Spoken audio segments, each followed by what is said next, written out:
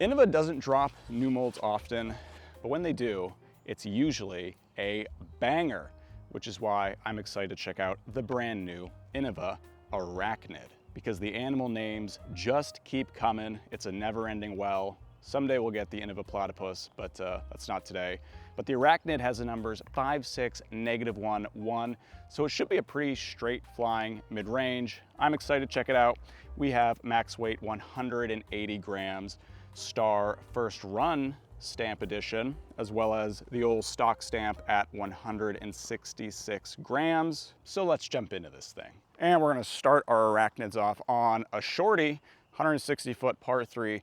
Basket is straight away uphill, one guardian tree right in front of it to beat. Should be a good hole for some very straight discs, which I'm expecting these to be. We will start with max weight.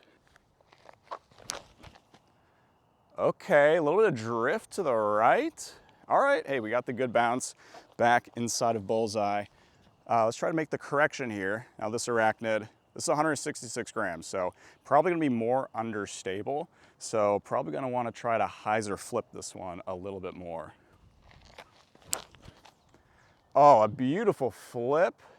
Yeah, that's real nice. Now I absolutely love my straight mid-ranges. If you guys have been following my Building the Bag series, you'll know that the Innova Mako 3 is in my bag this year as my just super laser beam, dead straight disc.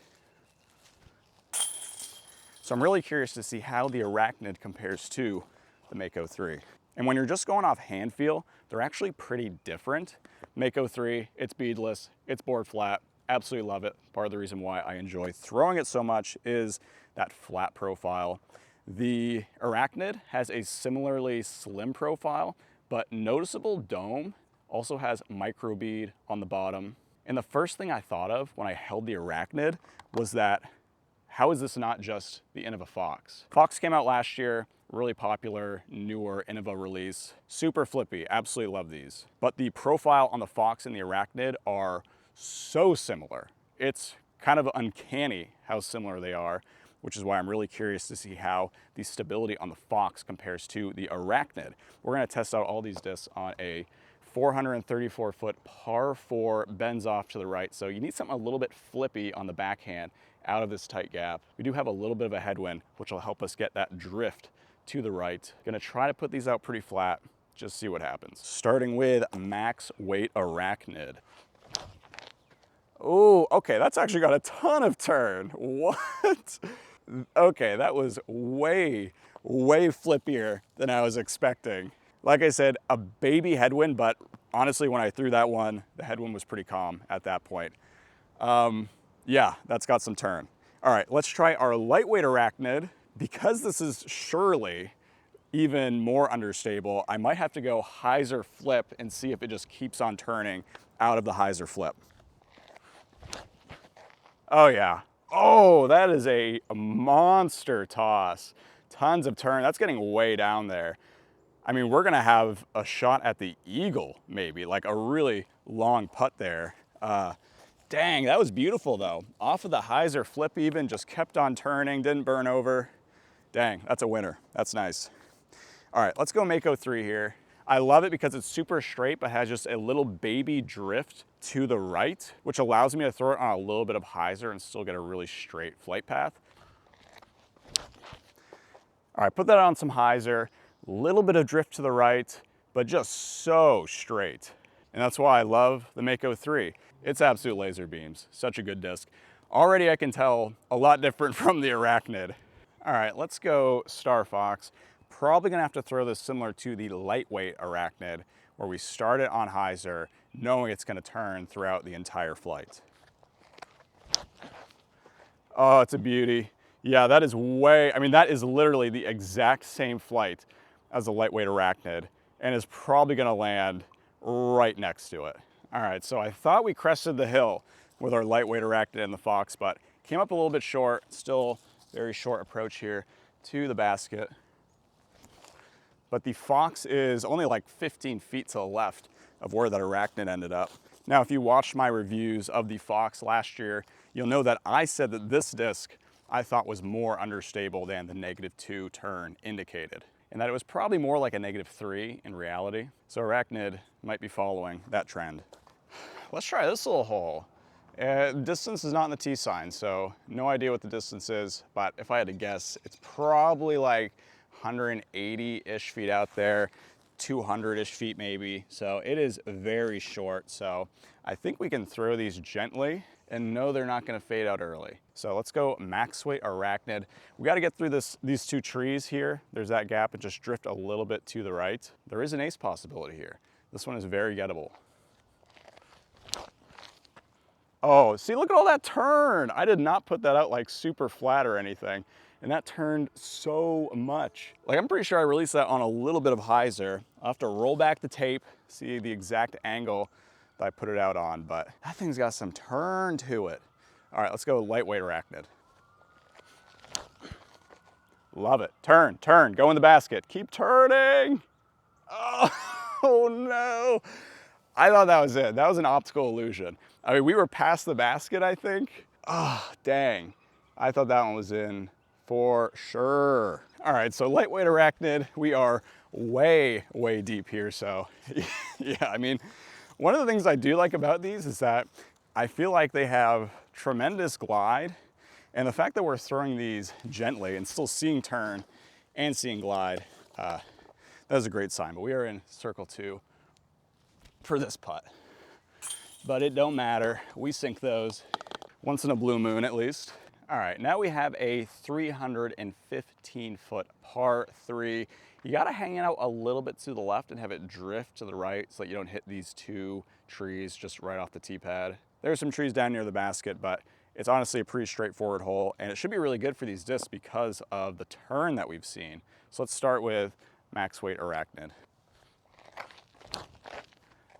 Oh, see, look at all that turn. Look at that, it's just gonna keep going. Came back just a little bit at the end. Arachnid freaking got down here. You love to see it. We are just on the edge of circle 1. And I absolutely flubbed that. That's what I meant to do. There are so many holes out here just begging for an Arachnid ace. This is a 255-foot downhill par 3. We will have to be a little bit careful not to turn this over too much. I think I'm gonna start it on some hyzer, throw it pretty gently, and just see how that goes. And if we have to, we'll correct with our lightweight, but we'll start with max weight. I threw it so low, but you can see the flip up and just laser beam straight. And we hit the basket. All right, we hit the pole. I mean, if I had thrown that just thrown that like a normal height, that would have been in the chains. I mean, let's be real. All right, let's go lightweight, which I'll have to throw even gentler. Oh, see, yeah, just way too much turn. I put that out too far right. I should have known better. I should have known. But while we're here, if the Arachnid is looking like a disc that you would enjoy, you can pick it up at this channel's sponsor, Disc Golf Deals USA. You can use my affiliate link in the description below to get 10% off your entire order, no matter what you buy.